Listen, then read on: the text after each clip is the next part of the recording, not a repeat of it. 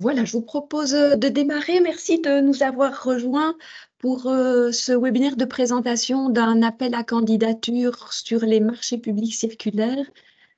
Je me présente, Natacha Zwinen, je suis la coordinatrice de la direction du développement durable et je suis avec ma collègue Manon qui porte le projet. Ce projet d'appel à candidature vers des marchés publics circulaires prend place dans le cadre de la stratégie Circulaire Wallonia, elle-même soutenue par le plan de relance.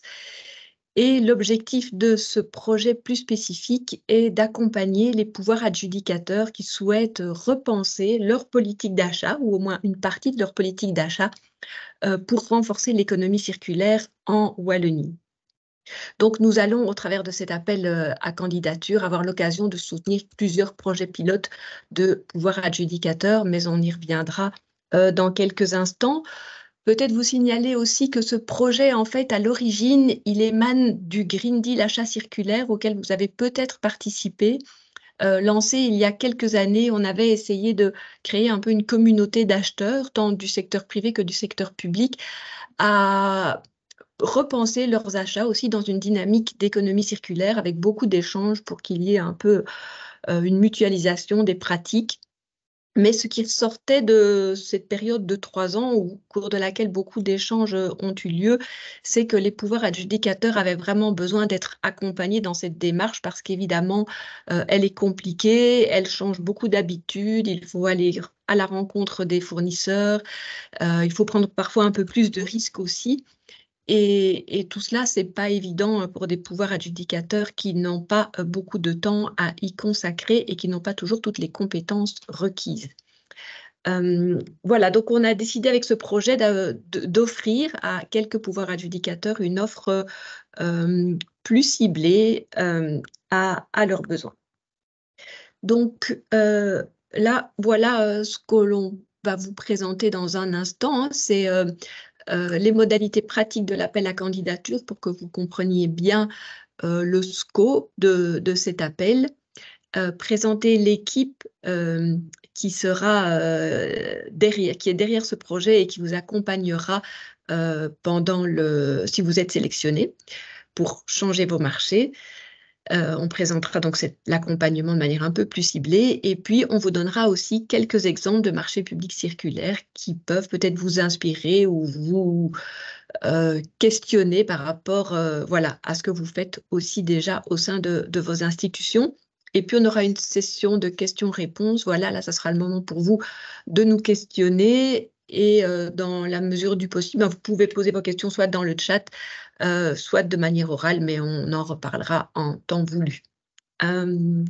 Voilà, et je laisse la parole à Manon. Alors, pour les modalités pratiques, donc pouvoir soutenir ces 6 projets, donc en tout, ces 6 projets pilotes de marché public circulaire, eh bien, on vise évidemment un public cible très large avec tous les pouvoirs adjudicateurs actifs en Wallonie. Donc ils sont tous soumis à la réglementation des marchés publics. Et alors, quel type de projet nous souhaitons accompagner? C'est tout achat de fournitures et de services qui rentrent dans ce cadre d'appel.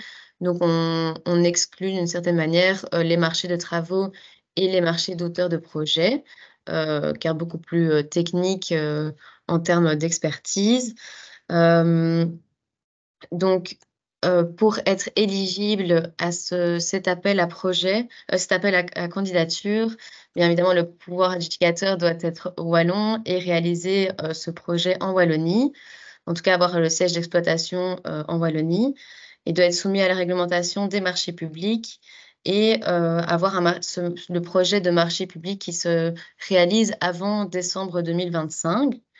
Et évidemment, l'organe décisionnel doit donner son accord pour cet accompagnement. Pour les critères de sélection, donc ici, on en a évalué 3. Enfin, il y a 3 critères de sélection qui vont évaluer vos projets. Le premier concerne l'ambition de la démarche. Donc, à travers ce critère, on va évaluer vos connaissances de l'économie circulaire et plutôt des marchés durables de manière générale, et aussi la crédibilité de votre projet et des ressources qui vont être mises à disposition, car ça reste un accompagnement où on a besoin, enfin, où c'est une connexion entre les pouvoirs éducateurs et la cellule d'accompagnement. Pour le deuxième critère de sélection, il va plus être évalué sur l'état d'avancement du projet. Plus on est en amont du projet, évidemment, plus il y a de possibilités d'accompagnement et de changement dans le processus. Donc, idéalement en phase préparatoire, mais évidemment, si c'est un peu plus loin dans vos réflexions, ça rentre aussi dans le scope. Et enfin, le troisième critère de sélection concerne la réplicabilité du projet. Ici, ce qu'on souhaite évaluer, c'est vraiment le fait que ce soit adaptable à d'autres marchés, que ce soit sur la même échelle ou autre, mais voilà, que ce soit assez réplicable de manière générale en Wallonie. Concernant le processus, la procédure entière, ce qu'il faut bien comprendre, c'est que l'appel à candidature est ouvert en continu jusqu'au 19 novembre. Mais pour essayer d'avoir les marchés le plus en amont possible, eh bien, il y a 3 salves d'ouverture de dossiers, de réception de dossiers, donc le 6 mai, le 16 septembre et le 19 novembre. Vous pourrez donc à chaque fois déposer vos candidatures à ce moment-là. Une fois déposées, eh bien, il y aura un jury indépendant d'experts en marché public qui évaluera donc à travers les critères de sélection précédemment dits. Et cette présélection sera envoyée au gouvernement wallon pour la sélection finale. Une fois le gouvernement wallon a accepté les projets, eh bien, vous recevrez une notification écrite, enfin, les porteurs de projets vont recevoir une notification écrite si oui ou non ils sont sélectionnés. Et alors, si dans le cas négatif où le projet n'est pas sélectionné, vous pouvez redéposer candidature aux prochaines salves, sauf à la dernière, le 19 novembre, c'est la fin. Et une fois la notification écrite, eh bien, le prestataire va vous contacter pour débuter l'accompagnement. Qu'est-ce qu'on attend des pouvoirs adjudicateurs sélectionnés? Eh bien, c'est évidemment d'avoir un coordinateur de projet ou une équipe responsable du projet qui pourra donner un peu de temps et ses compétences en marché public pour mener à bien ses missions. Et par compétences, c'est plus voilà, expliquer la structure de l'entité publique ou les façons de faire dans votre structure. Ensuite, évidemment suivre l'accompagnement dans toute sa durée, qu'elle commence ici maintenant ou plus tard, et de suivre toutes les activités qui seront mises en parallèle de cet accompagnement. Mais voilà, ça c'est encore en cours de définition, donc vous serez bientôt informés de tout ça.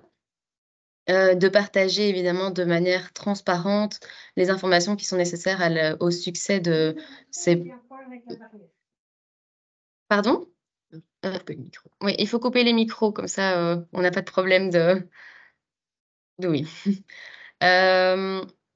Donc de partager de manière transparente les informations qui sont nécessaires à la réalisation de cette mission, et évidemment des informations non confidentielles, qui pourront, voilà, donner, des facteurs de succès à ces marchés publics circulaires.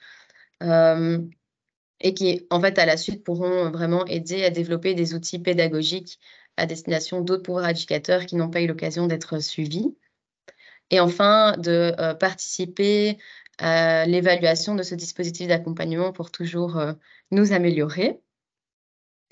Donc, qu'est-ce qu'on offre comme type d'accompagnement aux lauréats? Donc, c'est un accompagnement opérationnel et personnalisé qui vous aidera du coup à repenser ou à mettre en œuvre des considérations circulaires dans vos marchés publics. Et donc, c'est un soutien tant sur le plan économique pour évaluer l'offre circulaire disponible sur le marché, sur le volet juridique avec la rédaction de clauses circulaires dans vos cahiers des charges ou la définition d'autres types de marchés qui pourraient concorder avec votre besoin, ou des clauses plus techniques avec l'évaluation de la circularité des offres ou le fait de repenser en amont son besoin.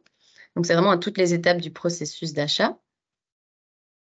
Donc, comment se déroule un accompagnement type? On va dire, ça c'est le tronc commun pour tous les lauréats. C'est d'abord une réunion post-sélection où il y aura un diagnostic du projet pour bien comprendre le besoin et peut-être le réévaluer. Et ensuite, une fois que tout le projet est, est repensé, eh bien, la réunion de démarrage pourra commencer pour lancer le programme d'accompagnement avec des sessions individuelles, avec minimum une rencontre par mois, que ce soit en virtuel ou en physique, pour avancer sur ce type de projet. Et comme je l'ai dit tantôt, d'avoir un rapportage à mi-parcours et en fin de mission pour toujours se réévaluer. Donc, cette équipe pluridisciplinaire est composée majoritairement de Mobius, qui est donc une structure qui soutient les entreprises et tout autre acteur, donc organisations et secteur public, vers la transition durable, et ici en particulier l'équipe circulaire, donc vers des politiques et des stratégies plus efficaces. Et donc, ce sera vraiment vos référents en termes d'expertise économique et de soutien au changement. Et pour le volet plus juridique et technique, ils sont accompagnés de Coduco, qui donc est aussi une entreprise qui accompagne dans le changement, dans les politiques sociétales et environnementales pour un monde meilleur. Et alors, ces deux structures seront à chaque fois accompagnées d'experts très techniques qui seront contactés en fonction du projet sélectionné pour un accompagnement plus spécifique. Et pour un peu montrer quelques exemples de considérations circulaires dans les marchés publics, donc ici, on a par exemple des clauses techniques plus standardisées pour l'acquisition de matériel d'ICT, où c'est le port d'Anvers qui a récupéré qui a introduit des clauses particulières dans son marché et qui a été plutôt réplicable à d'autres marchés de ce type.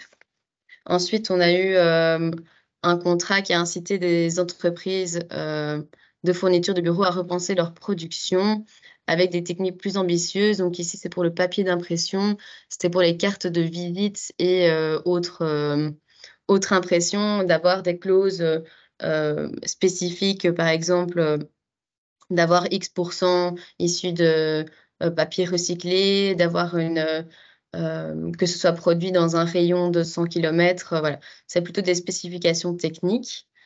Pour un troisième exemple, on a dans un contrat de restauration circulaire avec des services plutôt en matière de circularité, c'était plus l'emplacement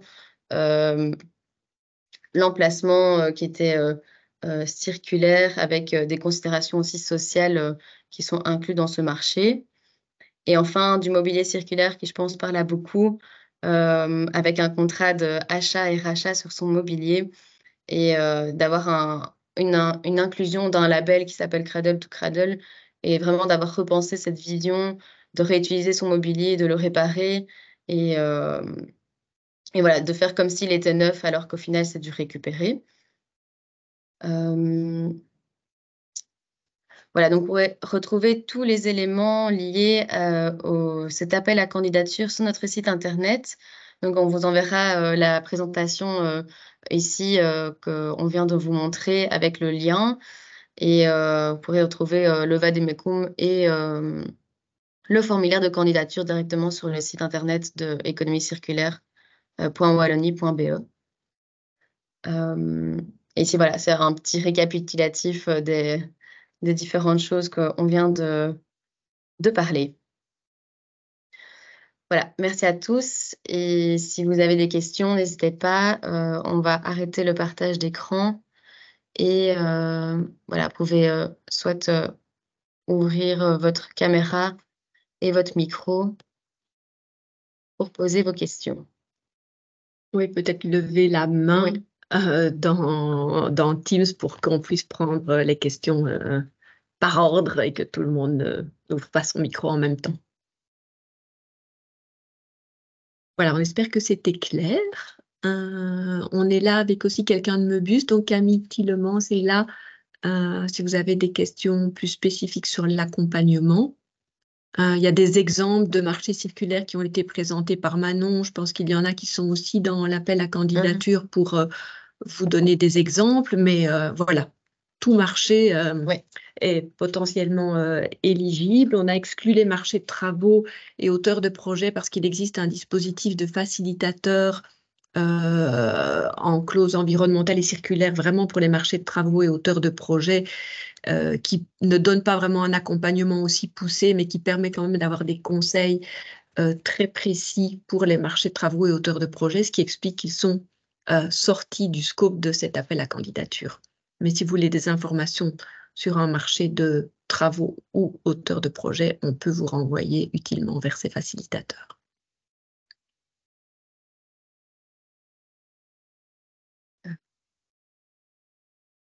Est-ce qu'il y a des questions? On ne voit pas de... Ah, voilà.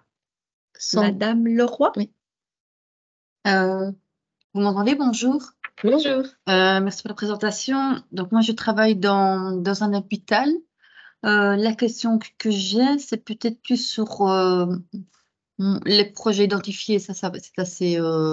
voilà, ça, je peux imaginer. C'est plutôt sur l'accompagnement, parce que l'accompagnement au changement, dans l'administration, c'est compliqué, et avec du corps médical, c'est aussi parfois très compliqué.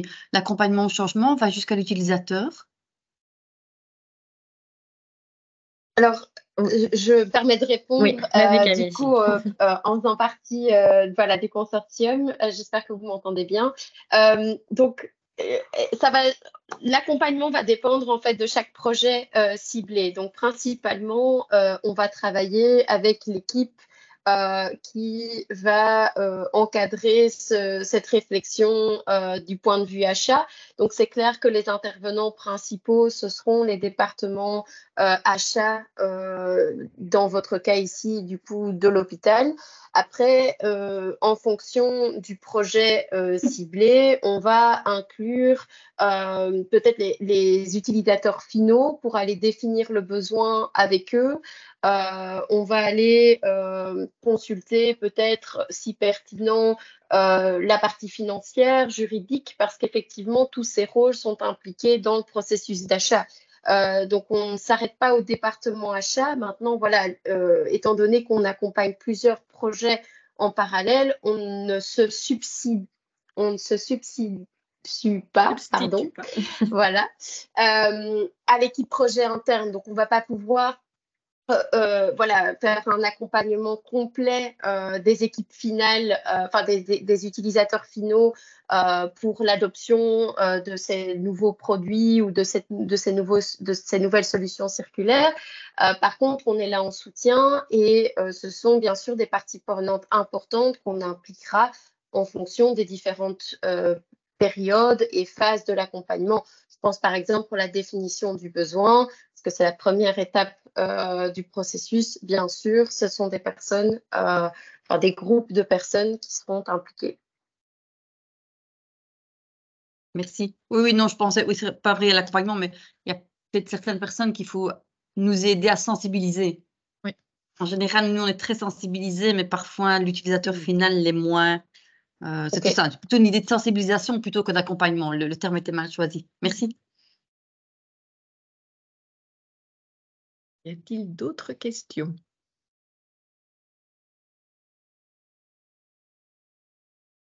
Est-ce que on n'en voit pas se lever? C'est que c'était suffisamment clair. Je pense que vous avez compris, donc on a vraiment cet appel en 3 phases. C'est parce qu'on sait que le rythme des marchés publics parfois ne correspond pas toujours à la deadline d'un appel à candidature ou d'un appel à projet. Donc on a essayé d'étaler ça dans le temps, ce qui nous permettra de sélectionner voilà, petit à petit des projets. Et en effet, si un projet n'est pas mûr, vous pourrez le représenter à la sélection suivante.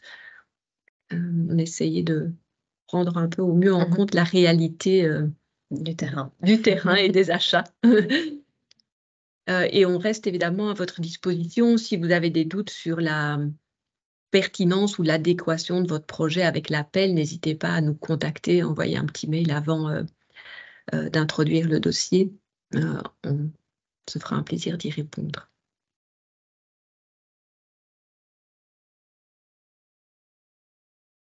Pas d'autres questions. Pas d'autres questions?